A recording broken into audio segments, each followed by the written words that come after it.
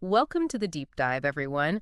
Today, we're going to get into something, something that everyone listening who's online has to deal with, but no one really wants to think about. Right. It's your digital afterlife. Yeah. So think about it, like all those selfies you've taken, the DMs you've sent, all those funny cat videos, emails, photos, even your crypto. Oh, and of course, those TikTok dance videos. Oh, yeah. What happens to all of that stuff after, Yeah, after you're no longer around. Exactly. It's a really interesting question, especially as our lives get more and more digital. When we talk about your digital afterlife, what we're really talking about is like the entire record of your existence online. And as you mentioned, it's a lot of different things. Some of it's really important and some of it's, well, not so much. Yeah, definitely. And the main question that comes up when you think about all this digital stuff is like, who gets to control it all after you're gone?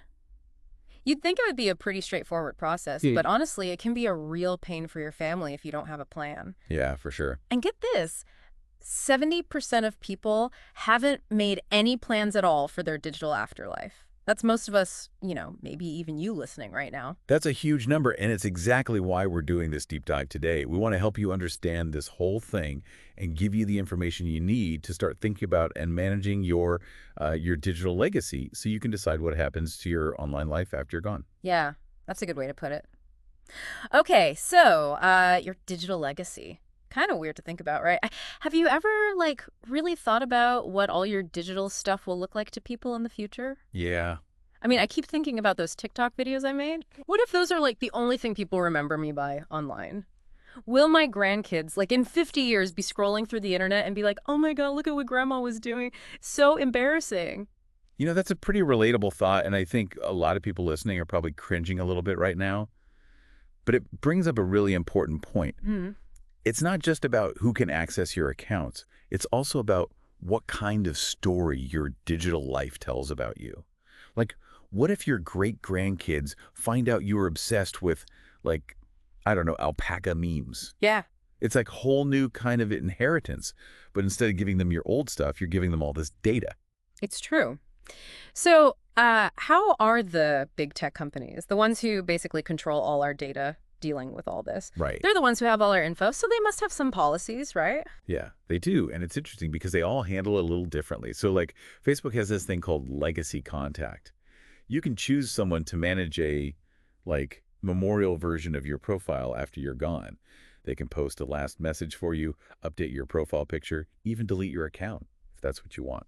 Okay, so with Facebook, you can pick someone to handle your online stuff. That makes sense. What about Google? Google has, everything. My whole life is in my Google account. Yeah, for a lot of people, Google is where most of their digital life is stored. Hmm. So Google has something called the inactive account manager. You can set it up so that if your account is inactive for a certain amount of time, it'll automatically share your data with people you choose or even delete the whole account. Oh, that's cool. So with Google, you decide what happens to your data if you haven't used your account in a while. What about Apple, though? I feel like Apple's always been kind of secretive about their stuff. Yeah, Apple tends to be more strict about accessing a dead person's iCloud account. Usually you need a court order and a death certificate to get in, which, can be a big problem for families who just want to get some pictures or important information. Yeah, I can see that. It's like you'd need to pull an Ocean's 11 just to get your family photos back. Right. It shows you how different each company is. But the good news is the laws are starting to catch up with all these new challenges. Oh, good. It always feels like the law is 10 steps behind technology. What are some of the laws being made? Well, in Europe, they have this thing called GDPR, the General Data Protection Regulation. And it has parts that say families can sometimes access a dead person's data because it's so personal. So if you're in Europe, it's a little easier to get access to your loved one's accounts. And here in the U.S., some states are starting to make what are called digital asset laws. Oh, cool. These laws try to make it clear who has the right to manage and access digital accounts after someone dies. So it's not like a national thing in the U.S., so it depends on where you live. Exactly. It's a bit of a mess right now, like the Wild West, but with emojis and legal stuff instead of cowboys. That's why it's so important to plan ahead. Yeah, it makes sense. And that's where digital wills come in, right? I've heard about those. It's like a will, but for your online stuff. Exactly. Just like you make a regular will to say what happens to your house and your money after you die, a digital will lets you say who you want to have access to your online accounts and Stuff like that. You can even choose a digital executor. What's a digital executor? That sounds serious. Like they would be the one who finds my super secret Spotify playlist called Guilty Pleasures 2024. The world will finally know how bad my music taste is. Exactly. But really, a digital executor can take care of all the complicated stuff, like closing down accounts, transferring digital stuff, and, saving all those digital memories that are important to your family.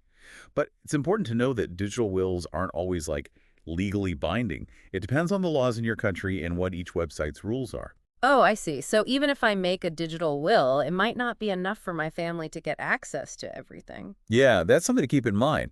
That's where these special digital afterlife planning tools can help. There are services like Dead Social and Everplans that let you organize all your digital stuff, store your passwords safely, and leave instructions for what you want to happen to each of your accounts. If you don't plan ahead, your digital life could end up in what some people call URL purgatory. It's still out there on the internet, but no one can access it. URL purgatory. Okay, that's kind of creepy. I don't want all my stuff just floating around out there forever with no one able to get to it. You mentioned listener stories earlier. Do you have one that really shows how important this is? Yeah, we got an email from a listener named Sarah. Her dad died suddenly, and of course it was a really hard time for her family. They really wanted to get the photos off his iPad because it had all these precious family memories, holidays, birthdays, all that, but they couldn't unlock it, and without his password, there was no way to get those pictures. It was really heartbreaking, because they were already dealing with so much grief, and then this just added to it. Oh, that's so sad. It really makes you realize that this isn't just about data. It's about memories and like leaving something behind for the people you love. So what can people do right now to make sure their families don't have to go through that? Well, there are a few simple things you can do. One of the best things is to use a password manager that has emergency access, Mm. like LastPass or something similar. These let you choose someone who can get into your passwords if something happens to you. That way, your loved ones can get into your important accounts. Now, I know some people joke about engraving their passwords on their tombstone, Yeah. but that's obviously not a great idea. Not very practical. No. The main thing is to think about how your family would get to your info and then set up a secure way for them to do it. That makes sense. Okay, so use a password manager. What else is there? I feel like there's some crazy new technology coming out that deals with like life after death and stuff. You're right. There's some really interesting stuff, but it might freak some people out a bit. For example, there are apps now, like Hereafter AI, that try to recreate a dead person's voice using old recordings and their digital data. The idea is that you could talk to a digital version of someone who's gone. Wow. That's a lot. I mean, it would be amazing to hear a loved one's voice again, but it also feels a little weird, Like, Right. do I really want a hologram of my grandma making me spaghetti and meatballs or sending me messages? It makes you think about what it means to remember someone and if this is really the right way to do it. Yeah, that's the big question, isn't it? Is it comforting or is it just creepy? And it's only going to get more advanced. Imagine AI creating new things in a dead person's style or even more realistic holograms. You might even have to update your software after you're dead to make sure everything still works. Yeah, that's both funny and kind of scary. Okay, so let's get back to practical stuff. What are the most important things our listeners should do based on everything we've talked about? All right, here's what you should do. First, set up legacy contacts on Facebook and Google. It's super easy, but really important. Second, start using a password manager and make sure someone you trust knows how to get into it if something happens to you. Third, talk to your family about what you want to happen to your online accounts.